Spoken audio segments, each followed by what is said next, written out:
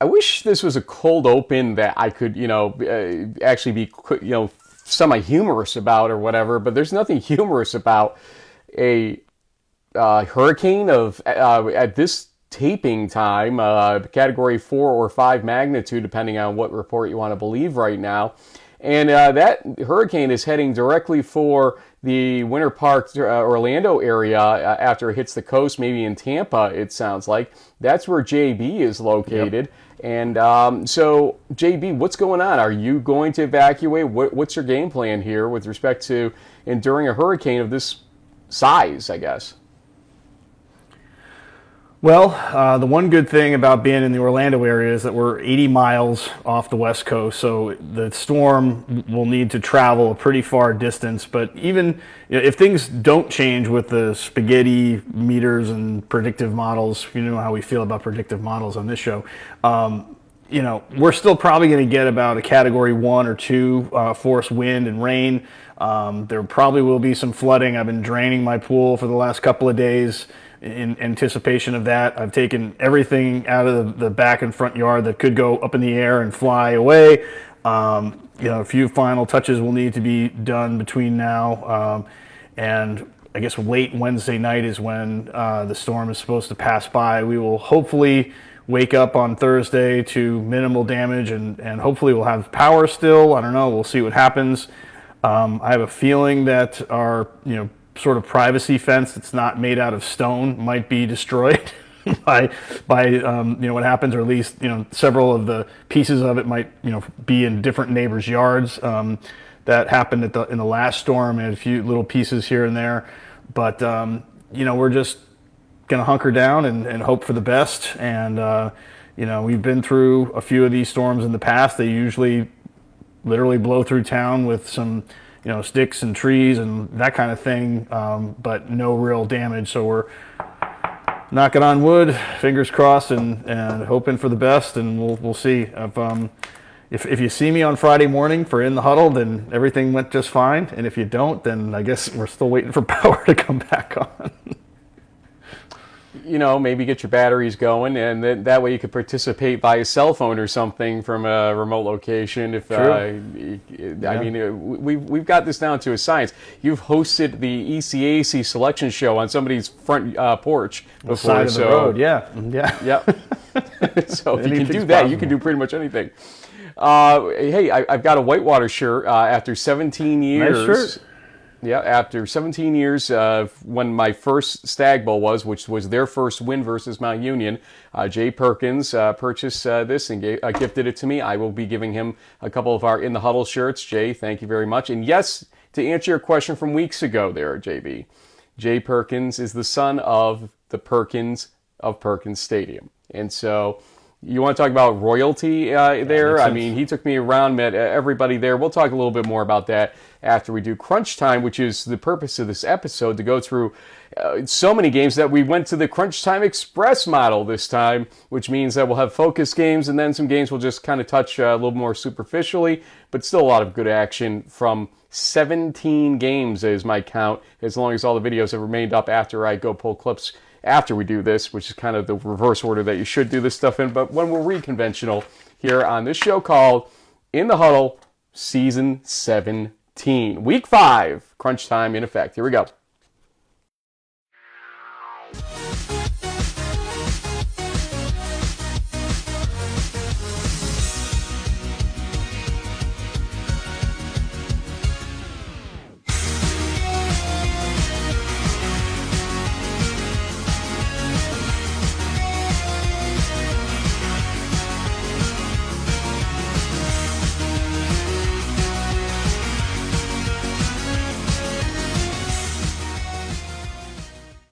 So week 5 in the books, and some bizarre action from start to finish when you look at it. The Muhlenberg game hosting, or your sign, excuse me, just started things off really wacky.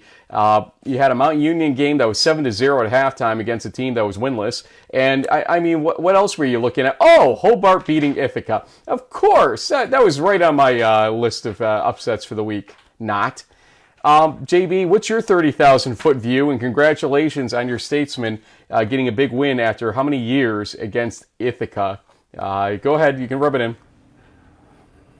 Yeah, it's been 8 years, and 5 or 6 losses in a row to the Bombers. So it's the sixth time in the, I want to say, 37-game series that dates back to the 60s that Hobart's been able to beat Ithaca. We still haven't done it in Ithaca. All the wins are at Hobart, so there's we got some special home cooking there.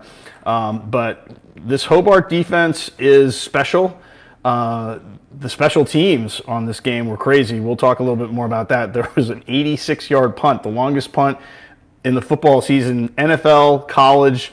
Maybe there's something in high school or somewhere nationally where that's happened, but pretty crazy stuff happening. But in general, once again, like I was teasing about the predictive models, there was some stuff that happened this weekend that you could not predict. There were some upsets. Platteville winning in overtime against La Crosse, a team that we saw in person that we thought was like a national championship contender. Now they're on the ropes. What's going to happen out there? Whitewater bounced back that you got to see. Tamir Thomas being back was a big boost for them. But yeah, there were some crazy games. I mean, Solvay came back from down 13 points in the first half to beat Merchant Marine to get a big NUMAC win. We had Salisbury and Christopher Newport battle it out to almost a combined 80 points. Rowan Hopkins was kind of a surprise on Friday night. So there were a lot of crazy games. Rochester's 5-0. I mean, this is just going to be one of those seasons, I think, where you kind of have to throw the old guard out and get ready for the new stuff. Well, you bring up the Rochester situation against RPI, and La Crosse suffers what I call the double whammy on Saturday because they need a team like RPI. If they were to lose another game in the WEAC, and it's our reaction show here, right? In case you couldn't tell from down low here. Yeah, that's. Don't. But anyway, La Crosse at 8-2 would need their out-of-conference opponents, and they don't have many of them that count technically. RPI to keep winning, to be an 8-2, 7-3 worst-case type team to help with their numbers ultimately. So suddenly they're looking a little bit more pedestrian, but the WEAC in general should help prop them up a little bit when you look at the overall nature of that conference. So. Enough about all that stuff. Again, here's how Crunchtime Express will work. Each of our normal pages, which is Region 1, Region 2, Region 3, and then Regions 4 through 6, will have a focus game where we'll have a lot more than just 5 or 6 clips from it. And then the rest of the games will have mainly the 5 or 6 clips. And, we still give you the same stats boards and everything else. So when we get to this kind of week in the season, we will employ this more often to give you more breadth of games throughout the country. And it's kind of something we do as well during the playoffs when we get the ability to show you round 1, or now called round 2, action type of situation. So that's, for those of you new to our show, what Crunchtime Express means, and that's what we're going to do right now for week number 5 of the 2024 Division III college football season.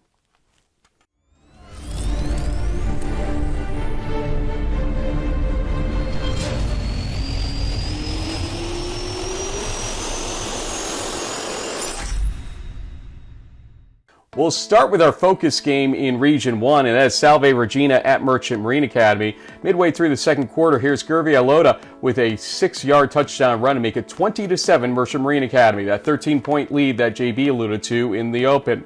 Third quarter, 12:23 left. Salve responds. Andre Sullivan, a 43-yard touchdown pass from Jake Stack, makes it 20-14, still Merchant Marine's lead. Then 8 minutes later, it's Jacob Eddy after a fumble by Gervie Alota right at the 3-yard line, ends up in the end zone. Eddy lands on it and gets the touchdown. It makes it a 21-20 game at that point in the third quarter in favor of Salve Regina. Well, Merchant Marine fights back. Gervie Alota, 11-yard touchdown run, 13:57 left fourth quarter, makes it 28-21 after the 2-point conversion is good. But Salve responds 2 minutes later. Andre Sullivan again from Jake Stack. A 20-yard touchdown pass makes it 28 apiece. Now everything just goes wild in this game, so stick with me here. 4th and 9 from the Merchant Marine 13. The 30-yard field goal is wide left, but they call offsides on Merchant Marine Academy. So Salve gets another chance, and Nathan Dorado is good from 25 yards out. 31-28, Salve Regina leading. But then Jackson Tinkus for Merchant Marine Academy gets a chance from 42 yards out with 57 seconds left. It's no good. And that should do it. No, because they had timeouts to utilize. And so here is a punt attempt, no, maybe not, against by Salve Regina on 4th and 7. And Fallon will throw. Incomplete! Salve Regina tried the fake punt! And Jaden Daly couldn't believe what happened there, but basically they are in field goal range as Merchant Marine Academy. So 3 plays later, or actually 4 plays later, Jackson Tinkus from 39 yards. This time, he misses again.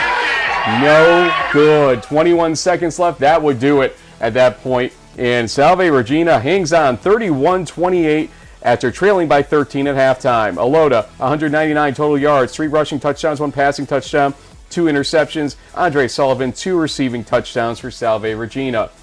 Then in the express model, we'll go Coast Guard at MIT. Second quarter, 10:04 left. It's Brock Desta, a 9-yard touchdown pass from Joe Armentrout to make it 21-0 Coast Guard. This game's over. Or is it? Well, it's on crunch time, so it must not be yet.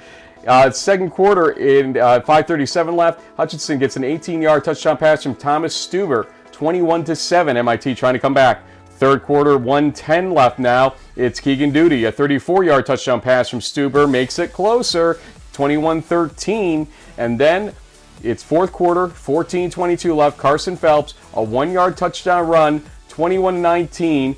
The 2-point conversion pass, though, as you can see, is no good to tie the game. So 21-19, still a lead for Coast Guard. We'll go later in the game, and you can see it's 4th and 1. Carson Phelps rushes for no gain at the Coast Guard 29-yard line, and that allowed Coast Guard to run out the clock. They beat MIT 21-19. Carson Phelps, 24 rushes, 111 yards, 1 rushing touchdown. Armentrout, 16 for 27, 175 yards, 2 passing touchdowns, and an interception. JB, Region 1, a little light on action, but boy, I'll tell you, that Salve Merchant Marine game, what a wacky game that turned out to be. Yeah, and I kind of missed the end when I thought Salve had missed the field goal and Merchant Marine was going to take over. So I switched over to another game I was watching. I came back and it was 31-28. I'm like, oh, there must have been a penalty or something happened because they obviously got the points. Crazy ending to that one. On Friday night, though, we saw Mass Dartmouth win 34-0. They're in control in the Mass CAC, and as Frank said, there was a light week in Region 1, mostly due to the fact that the MAC was on a bye week. None of their teams played. Gallaudet got off the schneid with a first win. A running back named Devon McCow had a career-high 238 yards on 28 carries with 3 rushing touchdowns to help the Bison win 42-28. Framingham bounces back with a 25-22 win over Fitchburg. We had Springfield win going away 51-7. Alfred State wins 21-7 over Apprentice. Western Connecticut, who you saw in person last weekend, Frank, took care of Plymouth State 48-21. In the NESCAC, we saw Wesleyan beat Hamilton. We saw Williams beat Bowdoin. Trinity took down Tufts 42-24. Middlebury wins 29-21 over Amherst. Otherwise, we saw SUNY Maritime win and kind of a little bit of Service Academy battle there against Norwich. The University of New England had the most points of the weekend in Region 1 with 68 to Dean's 0. Westfield State falls 24-10 to Castleton. Bridgewater State wins 42-7 over Worcester. We had Bates and Colby. This is a game that we wish we had access to the NESCAC's system because we could have highlighted this. It was a great game. I think it came down to a batted down 2-point conversion with the game on the line, part of the CVB series with Bates and Colby. The Mules hanging on for a 28-26 win. Guys, come on, help us promote your league, please. I mean, anyway, Western New England wins going away 44-10 over Anna Maria, and that's Region 1. Great job, JB, and time for Region 2, and I'm going to tell you for the first time ever, we're going to do all the touchdowns from our focus game. All of them. That's a lot of them. It's Ursinus versus Muhlenberg. Here we go. 3:16 into the game. It's Ryder Zolkowski getting a 14-yard touchdown pass from Jalen Bradford. That made it 7-0 Ursinus. Then, 9 minutes later, Joe Rapetti, a 5-yard touchdown run, 7-7 now. Muhlenberg ties the game. We'll go 4 minutes later. Tony Holden, a 7-yard touchdown pass from Jalen Bradford.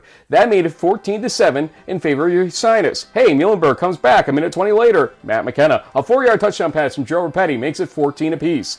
Second quarter, 11:54 left. Matthew Manning, a 92-yard touchdown pass from Joe Rapetti. I had to speak a little bit longer for this one because it took so long for it to develop and everything else here. 21-14 in favor of Muhlenberg for their first lead of the game. Then, second quarter, 10:19 left. Cody House, a 38-yard touchdown pass from Jalen Bradford made it 21 apiece in this game. We're not done yet in the first half. 30 seconds left in the second quarter. Cody House, a 14-yard touchdown pass from Jalen Bradford. Who knew? 27-21. Ursinus with the lead. Third quarter, 13:17 left. It's Muhlenberg's Timothy Buda getting a 56-yard touchdown pass from Joe Rapetti. It's the Mules lead again, 28-27. They score in pairs again here as it's third quarter, 4:59 left. Joe Rapetti a 5-yard touchdown run. 35-27, Muhlenberg leading by 8. Well, Ursinus has Cody House, a 13-yard touchdown pass from Jalen Bradford. Third quarter, that is 3:18 left, 35-33 to try to narrow the lead, but Aaron Daniels has other ideas from Muhlenberg. 12:56 left, fourth quarter.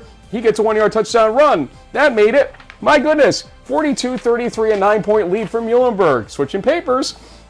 Fourth quarter, 10:38 left. Ursinus' Cameron Dennis, a 9-yard touchdown pass from Jalen Bradford. The 2-point conversion rush fails here. It's 42-39. Ursinus trying to come back. And then it's Jalen Bradford with 5:49 left, finding Justin Collier for 5 yards out for a 46-42 lead by Ursinus. That was his 7th touchdown pass of the game, by the way.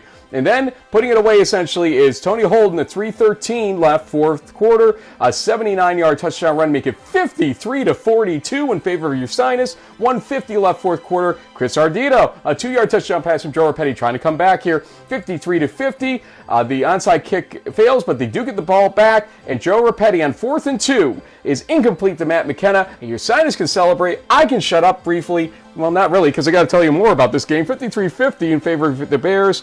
Joe Rapetti, 449 total yards, 4 passing touchdowns, 2 rushing touchdowns, and an interception. Jalen Bradford, 303 yards passing, 7 passing touchdowns in the game. My goodness. And, just coming back out here for a second with you, JB. Wow.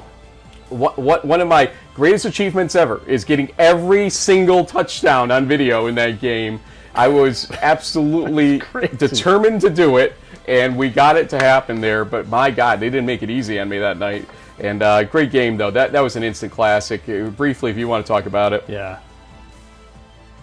Well, it's just interesting. I mean, at this point, this is the third time the Bears have taken down Muhlenberg in the last 4 seasons. So maybe national pundits should be talking about them in the same air as like the Johns Hopkins of the world. I think that they've earned the right to be sort of elevated in that way. Now, can they win the Centennial? Remains to be seen. There's still a lot of tough teams on their schedule, starting with Franklin and Marshall this weekend. But you really got to give the Bears credit. And I was this close to Jalen Bradford giving him my offensive MVP award this week because of seven passing touchdowns is insane, Frank. That's so many. But I think the guy we went with is also deserving, and we'll cover that a little later. Next up, it's the JB gets one finally game, Ithaca at Hobart. We'll go first quarter, 1:17 left. Hobart's E.J. Taylor, a 2-yard touchdown run, made it 7-0 in favor of Hobart. Second quarter, 49 seconds left. Matthew Parker, a 10-yard touchdown run for Ithaca. That shrunk the lead to 10-7 ultimately. Then 13-7 after another Tobias Weffering field goal. 4th and 1 here, though, from the Hobart 1. This is a huge play as Colin Shum tries to rush up the middle, and he doesn't get there. It is a turnover on downs on the goal-to-go situation. And then fourth quarter, 5:12 left. Here's a Tobias Weffering field goal from 31 yards out. It's good. 16-7. Hobart has a 2-possession lead. Here's Ithaca's last chance. This time Matthew Parker under center, and he is intercepted by Ryan Van Tassel. That would do it. 16-7. Hobart wins this game. Hobart's defense, 2 interceptions, held Ithaca to 11 yards and 0 points on 8 goal-to-go snaps. And running back E.J. Taylor, 18 rushes, 99 yards, 1 rushing touchdown. You talked about Christopher Newport at Salisbury earlier. Let's go. I'll tell you, halftime was 16-14 CNU, but fourth quarter started at 28-23 Salisbury. 58 seconds into the fourth quarter, Colin Hart for Christopher Newport gets a 24-yard touchdown pass from Connor Berry to take the lead back for the Captains, 31-28. Fourth quarter, 10:35 left. It's Hall Katzenell with the 3-yard touchdown run to make it 35-31. Gage gives the lead back to Salisbury. Then, fourth quarter, 4:48 left. Christopher Newport's Gunnar White, a 3-yard touchdown run. It's just back and forth all game long, 38-35. Christopher Newport with the lead there. 2:30 left. It's Dario Belizaire from Gage Katzenell Hall. I'll get it right, Gage, by the end of the season. Trust me, 42-38. Salisbury with the lead. Here's the last chance, though, as we're late in this game. 4th and 9. Connor Berry is incomplete to Trey Hayes, and Salisbury wins the game. It's 42-38 final. Connor Berry, 33 for 44, 443 yards, 4 passing touchdowns. Gage Katzenell Hall, he was 304 total yards, including 2 passing, 1 rushing touchdown, and an interception in that game. You talked about Rowan at Johns Hopkins earlier on Friday night as well. First quarter, 10:32 left. P.J. Scales gets a 2-yard touchdown pass from James Ranello. It wasn't Bay Harvey under center for Johns Hopkins on Friday, but it was a 7-0 lead for Hopkins. Second quarter, 12:31 left. It's Nunes Bicula IV with a 3-yard touchdown run. 7-7 at that point is our score. 4 minutes later, Robbie Enright gets a 30-yard touchdown pass from Ranello to make it 14-7 Johns Hopkins lead. Tommy LaPerriere gets 2 field goals to make it 14-13 late, and Rowan's still trying here, down 1 point with one last chance to win the game. But Matt Wellesley is intercepted by P.J. Penders, and that would lead to the pick 6 situation. But hold on, that means it's only an 8-point lead at that point. And so still another chance here for Rowan. 4th and 8 from the Johns Hopkins 8 late in the game. And Nate Myers is intercepted by Carter Hogg, and that would do it. Hopkins holds on 20-13. I said 8 points earlier. It should have been actually a 7-point lead scenario. But nonetheless, you got what I meant. Johns Hopkins, James Ranello, 177 total yards, 2 passing touchdowns.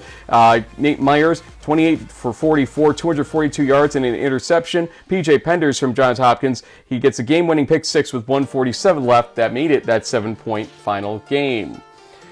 Okay, RPI Rochester here. So much for Express. We're still telling you a lot about these games. 8:26 left first quarter. Rochester's Trey Johnson gets a 16-yard touchdown pass from Ryan Rose to make it 7-0 in favor of Rochester. They double up before the end of the first half. 8 seconds left. Nick Wamp with a 14-yard touchdown pass from Rose. 14-0 now in favor of Rochester.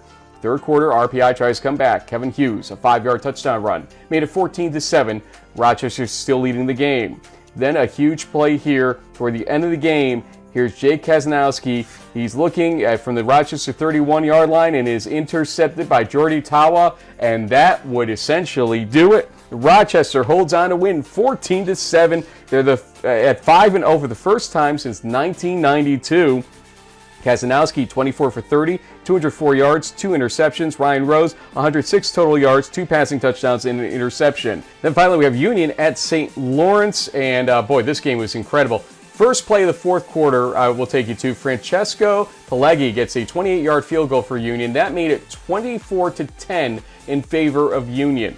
Fourth quarter, 10:28 left. St. Lawrence tries to rally back here. Oscar Baldwin with a 25-yard touchdown pass from Daniel Lothar made it 24-17. Then fourth quarter, 2:26 left. They try to tie here, and they do. Nicholas Hitawa gets a 15-yard touchdown pass from Lothar to make it 24 apiece, and we go to overtime.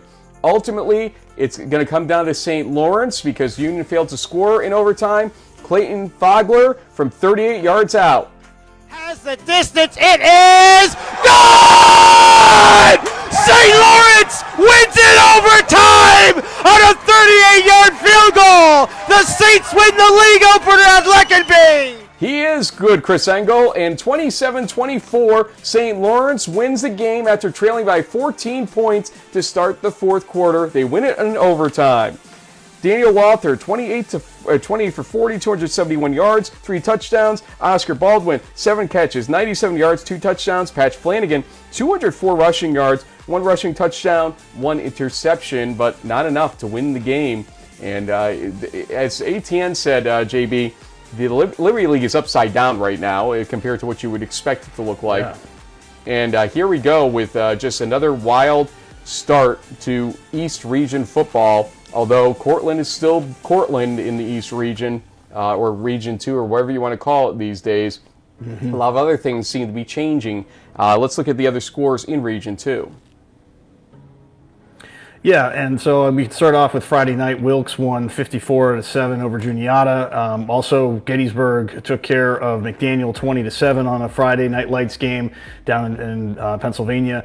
As you alluded to earlier, Cortland doing their thing. The Dragons won 41-0 over Morrisville. Jalen Alfano St. John had a couple of touchdown receptions, I think 130 yards and change in this game. Apparently even made a one-handed grab. This guy used to be one of the best running backs in Region 2. Now he's one of the best wide receivers, so go figure that. We also saw Grove City. They're doing their thing, 62-22 over Bethany. Susquehanna wins 48-14 over Catholic. Carnegie Mellon blanks Waynesburg 42-0. And I will shout out a former guest of the show, Jackson LaJoy from Carnegie Mellon. He blocked 2 kicks in the win. One of them was a 42-yard field goal attempt, and the other was on a punt. So the guy's getting it done on defense and special teams. Mercyhurst, an FCS school, played Buss State. They won going away 55-0. Our friend Pat Coleman was at the W&J Westminster game, which was a close one, 21-14. Brockport took care of Fisher in the annual Courage Bowl, 35-0. Alfred wins big, 47-0. They're actually, I think they're 3 or 4-1 right now, Frank. The Saxons are bouncing back. Keystone drops a 55-14 decision to Moravian. Case Western Reserve, another team in the pack that hasn't been getting a lot of press, but they've been winning big, 58-14 against Allegheny. St. Vincent gets clipped by Geneva 16-13. Kane takes down William Patterson in a battle a couple of Jersey schools 25-18. F&M wins 23-14 in the Conestoga Wagon Trophy game. And then we saw Utica win big 65-7 over Hartwick. And TCNJ beats Montclair State in the other kind of New Jersey round robin game 20-13. Let's go to the focus game for Region 3 here now. That's Endicott at Hardin-Simmons. Second quarter, 1:48 left. It's Everett Knowlton III getting a 37-yard touchdown pass from Clayton Marengi to give Endicott a 14-7 lead. Then a minute 40 later, Noah Garcia for Hardin-Simmons gets a 1-yard touchdown run just before halftime to tie things up 14 apiece. Third quarter, 8:29 left. Colton Marshall, a 5-yard touchdown run, makes it 21-14 in favor of Hardin-Simmons. They poured on a little bit here. It's third quarter, 2:23 left. It's Talon Garrett with a 54-yard touchdown pass from Kyle Brown, our former guest on the show from Friday, 27-14 in favor of Hardin-Simmons. So then we'll go to the fourth quarter, midway through it. Adam Goodfellow, a 32-yard touchdown pass from Marengi, gets Endicott closer, 27-21, but Dozie Ifidi gets a 34-yard touchdown pass 4 minutes later from Kyle Brown to give Hardin-Simmons back the 35-21 lead. Here's a weird situation, though, as Hardin-Simmons trying to run out the clock with 1:39 left. Colton Marshall rushing for no yards as he fumbles the ball. It's basically recovered by Michael Canny, and that would give them the ball at the 9-yard line, the Gulls. And a minute 26 left in the fourth quarter. Adam Goodfellow, a 9-yard touchdown pass. That was a 2-play drive because of that mistake by Hardin-Simmons. It's 35-27. The last chance here, though, was the onside kick for Endicott, and Ryan Smith can't get his team into a position to recover it, and that would do it. It's Endicott just falling short. Hardin-Simmons winning 35-27. Adam Goodfellow, 4 catches, 54 yards, 2 receiving touchdowns. Kyle Brown, 18 for 23, 229 yards, and 2 passing touchdowns. Back on the Express now, it's Trinity at center. It was 7-6 center midway through the second quarter. 8:06 left second quarter. Carter Chandler, 11-yard touchdown pass from Jack Goman, made it 14-6 in favor of center. Then 19 seconds left second quarter. Cam Teggy, a 27-yard field goal, makes it 17-6, and people scratching their heads on this one at that point at halftime. Fourth quarter, 14:53 left. First play of the fourth quarter, Scotty Brown, a 5-yard touchdown pass from Goman, 24-6, and Trinity's up against it at that point, but Will Taylor does get an 8-yard touchdown pass from Ryan Back with 12:11 left to make it 24-12. They had further chances in the fourth quarter, did Trinity, that the Tigers couldn't convert, including this last chance, Ryan Back incomplete on this fourth down play, and that would do it. It was a final of 24-12 in favor of center. Will Taylor from Trinity, 8 catches, 62 yards, 1 receiving touchdown. Jack Goman for center, 19 for 26 day, 268 yards, 3 passing touchdowns. And bad news for our other Region 3 game. Unfortunately, the video clips are not there, and so we have to tell you that Randolph-Macon just eked one out against Shenandoah with 22-21. Stephen Hugney, 16 for 33, 205 yards, 3 interceptions. Mitchell Johnson from Randolph-Macon, 16 rushes, 46 yards, 2 rushing touchdowns. In Region 3, without Trinity leading the pack here, and now with Hardin-Simmons seeming to be clearly the class right now, because you'll tell us about the UMHB score in a second here. I mean, this is turning out to be kind of a one-team region in a lot of ways out there, although some folks would definitely argue with that, and we'll see if others will step up to the plate in this second half of the season coming up. Go ahead. Well, speaking of others that might step up to the plate, we thought we saw that with ETBU as they took on UMHB in a back-and-forth battle. It wasn't really until the end of the game, late in the fourth quarter, that the Crusaders pulled away with a 42-28 win. They'll be hosting round 1 of the 2-game series between Hardin-Simmons. We'll see, was that Crusaders win up in Whitewater a kind of a fluky deal, or is this team going to be a national contender? We'll find out this Saturday. More on that on Friday. Brevard finally gets out of the waterloggedness of Hurricane Helene and gets on the road to Southern Virginia, and they win comfortably 55-21. Hampden-Sydney blanks Guilford 31-0, I should say. Maryville, the other team that got rained out from the hurricane last weekend, wins 38-13 against LaGrange in Georgia. Bridgewater wins comfortably 41-15. We saw Belhaven lose to Huntington, so maybe it seems like the Blazers' little run there at the top of the USA South is over now. I think this was their 3rd loss, so they're definitely not going back to the playoffs. Texas Lutheran takes care of Austin 43-34. Barry 44-7 over Southwestern. No trouble there. W&L wins 35-0.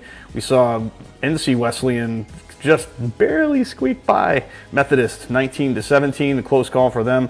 Same thing with Rhodes, wins by 5, 34-29 over Hendricks.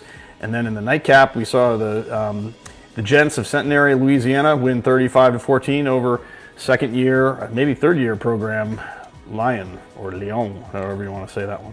It's Lyon. By the way, literally as you were going through these scores, I have some breaking Region 3 news for you, or related to Region 3. I just got a text message from Tucker Horn, who told me, "What's up, Frank? Just keeping you updated. I signed a contract this morning with the Toronto Argonauts of the CFL.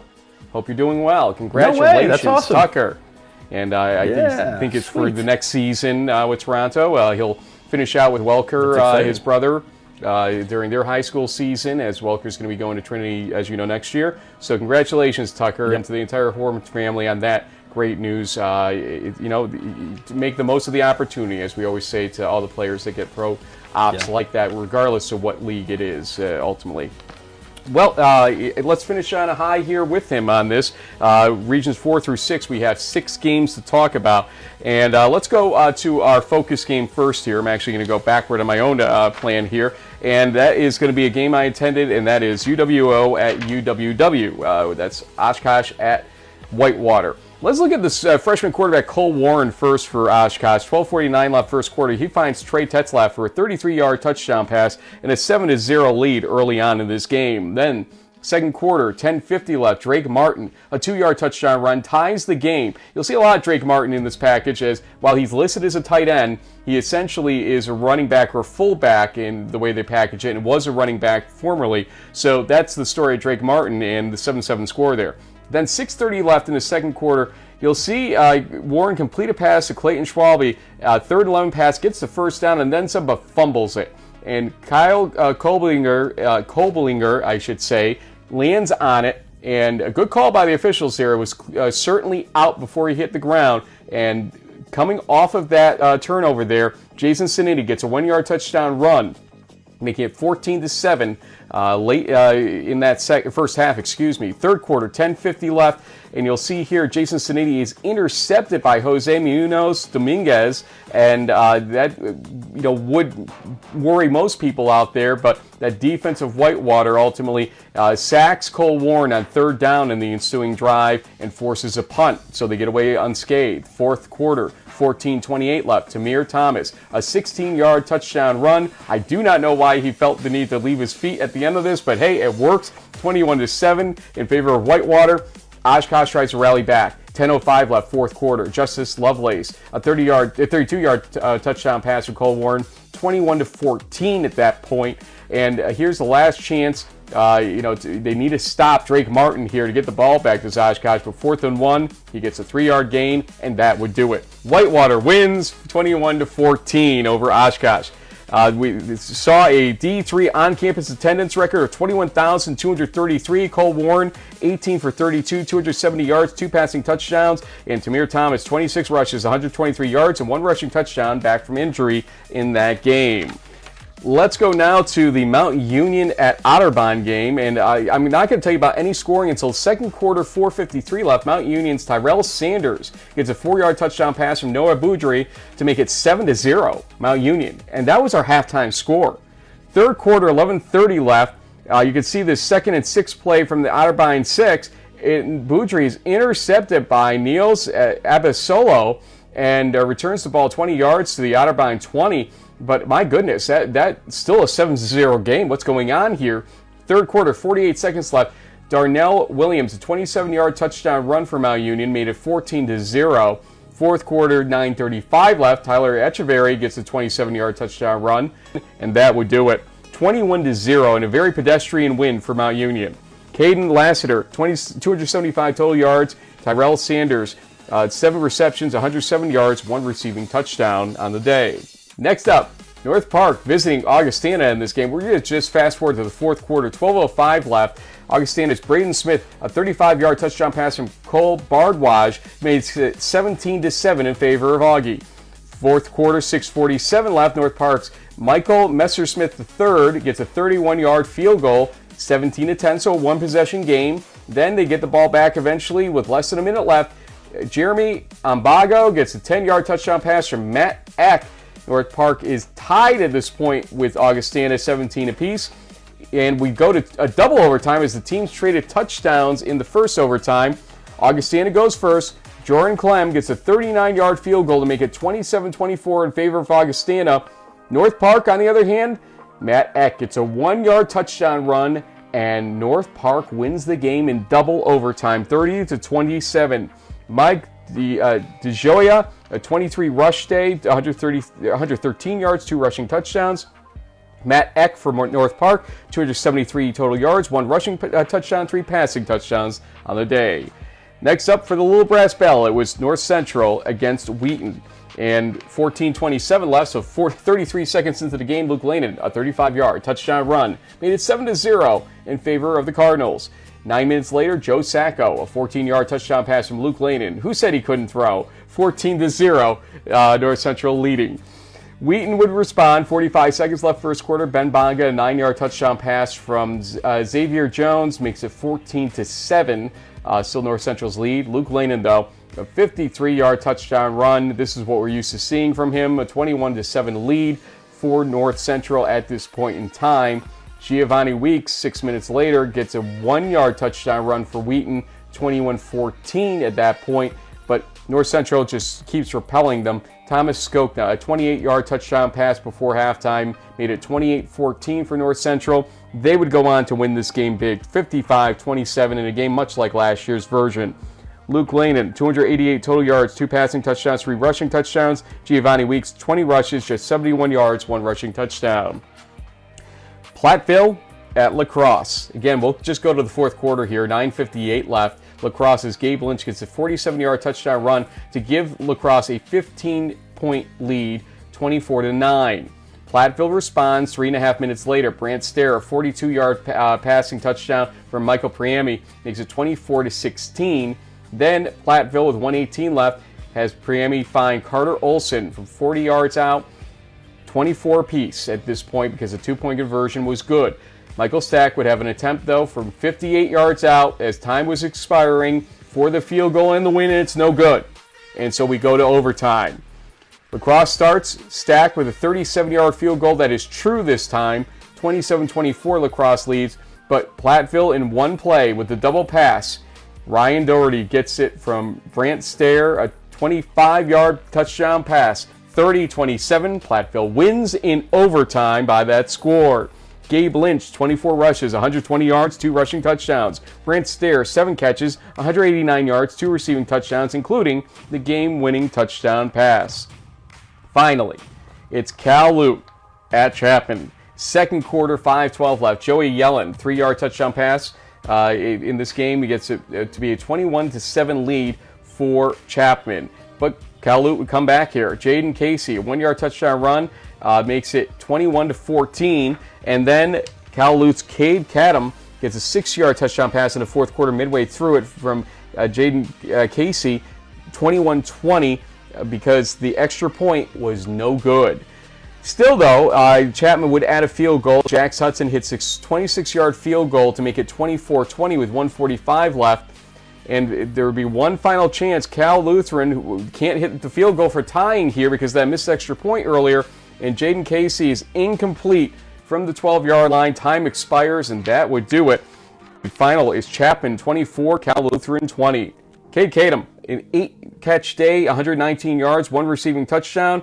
Gio Ursino from Chapman, 22 rushes, 85 yards, 1 rushing touchdown. Chapman's defense with a game-winning goal line stand as time expired that you just saw right there. JB, wow, a lot of action. What's your reaction to the action? Yeah, no, it was great, man. Wow, I mean, some crazy finishes, some exciting upsets. And I'm going to have to do my best Frank Rossi impersonation because I think I have about like 50-something games to try to rattle through here through the rest of regions 4 through 6, so bear with me. I did want to highlight the first one, St. John's winning 45-20 over Augsburg, because in that game, quarterback Aaron Severson, I think I might have finally said that right for the first time ever, became the all-time leader, I think, for passing touchdowns in the MIAC, so that's a pretty big deal. He obviously had some big shoes to fill with Jackson Erkstrom and others, that have played for the Johnnies, but congratulations to Aaron on that achievement.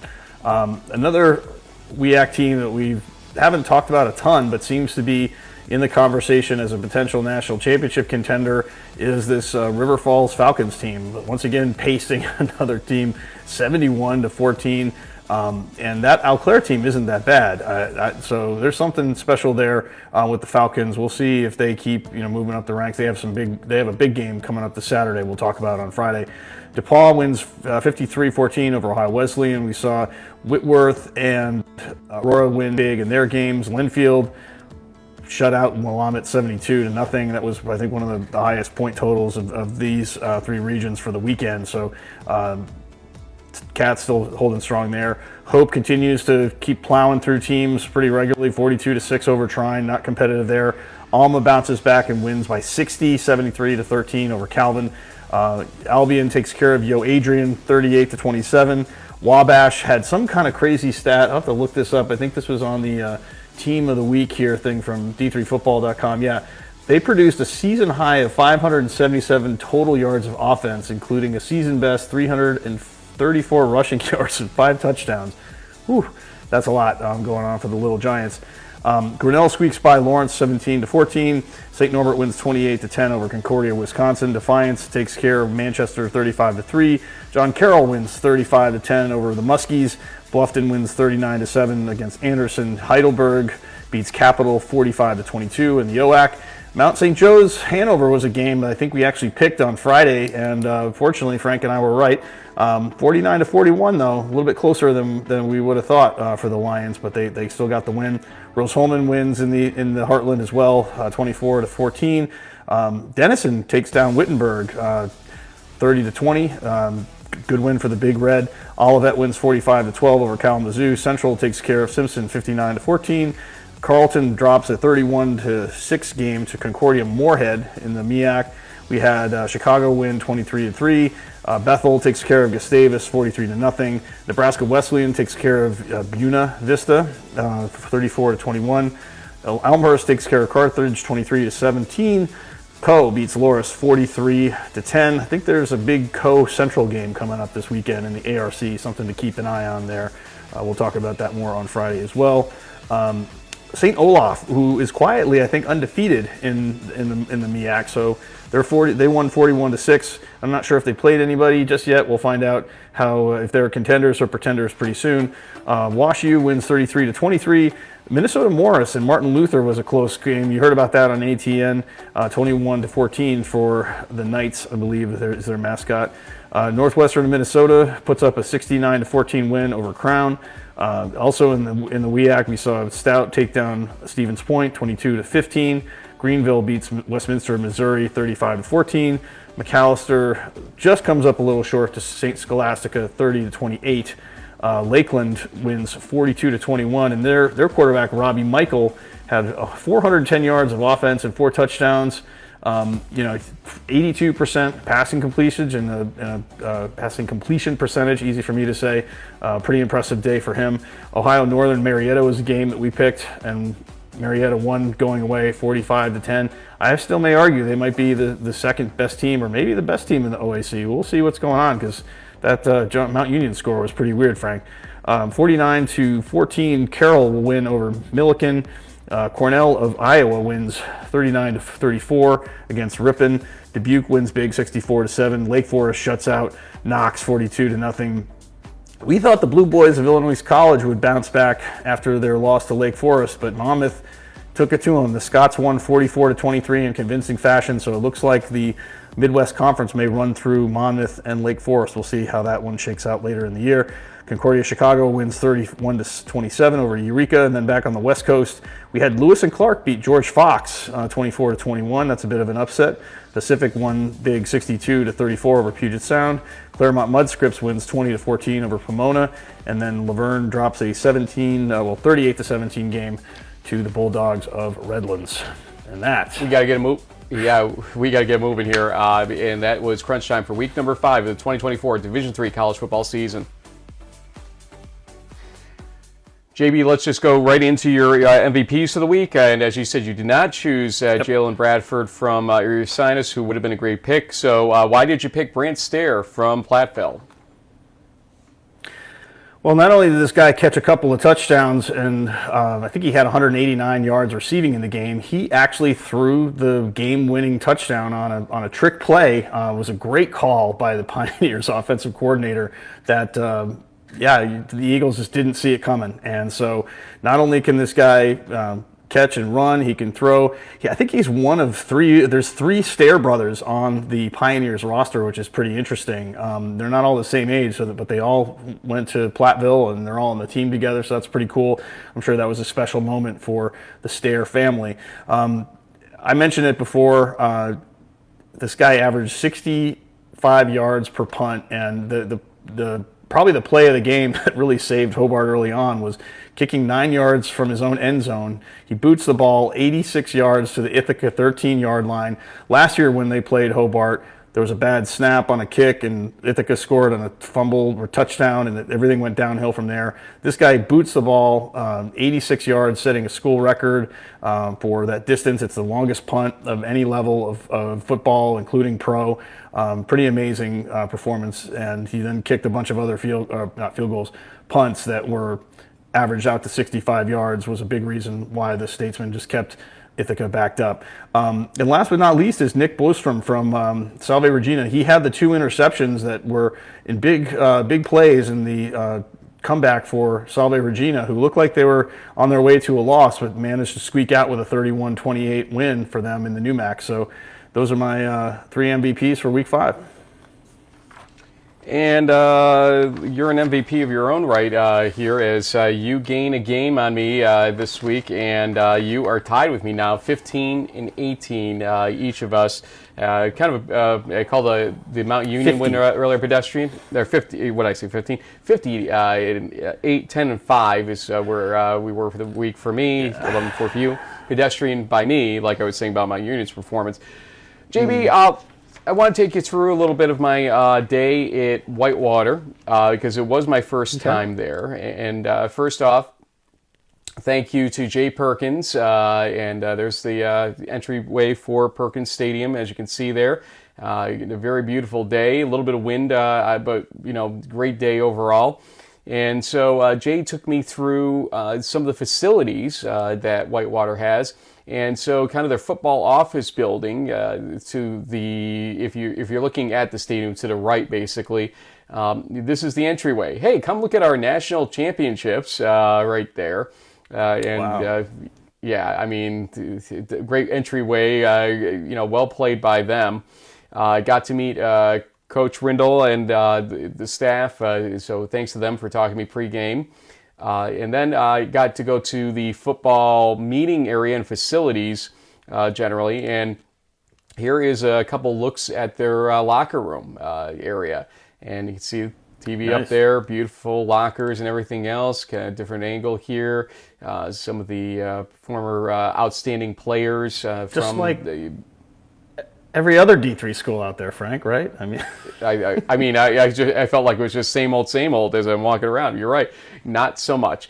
Then you see here their meeting room area, and you can see when I kind of turn around here for you on this, that's the back side of it. Here's the front side of it. That's their meeting room and discussion area that they can also do breakout sessions in.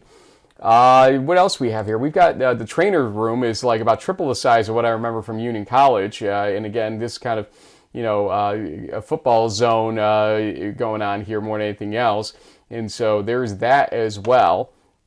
And then, as you go out to the field area, first pound the rock. There's the rock right there. And you see this beautiful area, and Wow. they may need to build stands in the end zones if they're going to have more than 21,000 plus fans there to accommodate them at this pace. But you can see a beautiful vista that is Wisconsin Whitewater, and it took me 17 years after being on the sideline for their first win of the Stag Bowl to finally get out there, but I did. And again, the classy organization.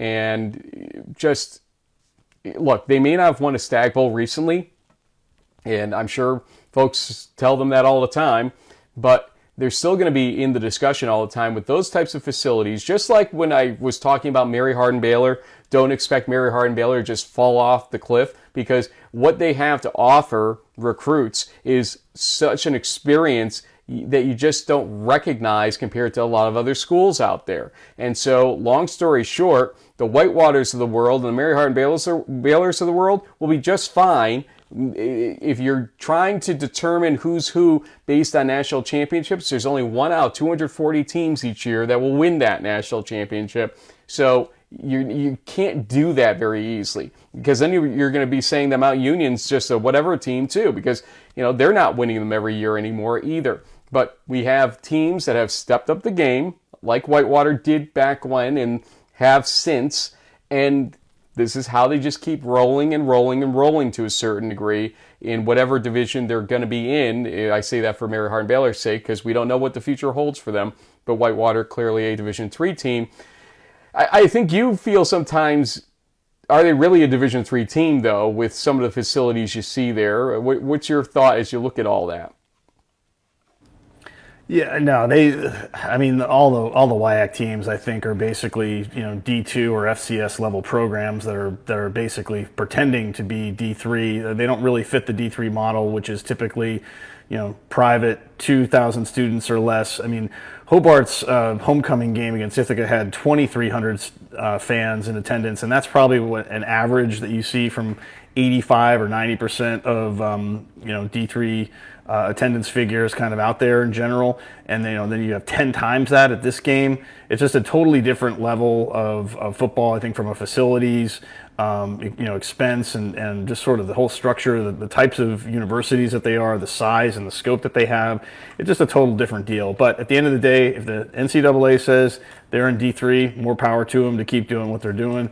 Like you said, they still, even with all these advantages, they still haven't won a national title in the last few years. It's tough to do, and there are some teams out there like a North Central that are small, 2,000 students, private, and they figure out ways to get it done. So there are.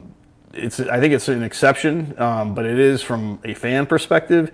Watching these games on every weekend is something else because the level of play, the excitement, the rivalries, and all that is great for D3 football. Even though I don't necessarily really view the WIAC teams as true D3 teams, and that's just my personal opinion. In the old days, if we were doing the travel thing that I do mainly, but you've joined me on occasions, and I might be sending you on the road in a few weeks, so we'll see what happens here, but in my place. But it would have been kind of counter programming, counter to the established one or two teams that you felt were going to be in the national championship every year. That would be Whitewater and Mount Union. These days, when we're going out and about, I listed the 11 games I've attended so far in the 12th game, which has some nice rankings associated with it coming up this Saturday, which is Carnegie Mellon at Grove City, second straight year at Grove City, as we've said, and second straight year means a lot for the Pack. But when you look at the list, those are all teams that could, with the ranked teams that are listed there, they could all win the national championship or at least get to the semifinals.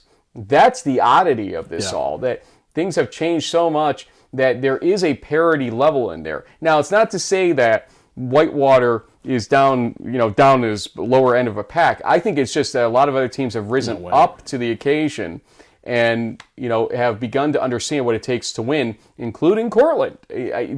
How is to explain? You go and get a coach like Coach Fitz. You double down on your facilities, and they've had a great facility there for a while with the soccer and the football main stadium there and everything. And you parlay it, and you realize you can get into that national conversation. But if we did this travel thing 12, 15 years ago, for what exactly beyond just giving a little bit of highlight in recognition of teams that are also playing Division III football? Now we literally have, on most weeks, me going to a site that is part of a conversation, a larger conversation nationally, and that's unique to Division III in our time, our day and age of Division III. And I love the fact because people really want to know, how does this work? Because we have a legitimate shot at it. Back in the old days, it was like, how does it work? And you'd have to break the news to them, well, listen, it won't be you. It'll be these two other teams. And, but hey, yay. They wear purple. Great play. Anywhere. Yep. But, that's how things have changed. But, again, Whitewater's still classy and the class, or among the class of Division III, and congratulations to them for all they do out there. JB, we got to run here, so last thoughts on Week 5 before we head out.